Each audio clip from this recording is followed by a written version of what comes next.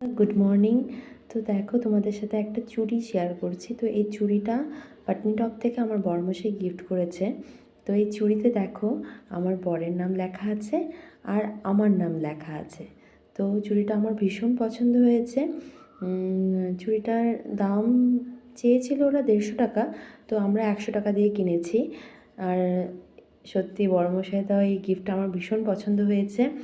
আর হ্যাঁ, ওখানে আরও অনেক বিভিন্ন ধরনের নিজের নাম দিয়ে ডিজাইন করা অনেক কিছু পেয়ে যাবে। কেউ যদি ঘরের জন্য মানে ডেকোরেটিভ কোনো আইটেম নিতে চাও, নিজের নাম লিখে, নিজের হাজব্যান্ডের নাম লিখে, সেগুলোও পেয়ে যাবে পাটনিটপে।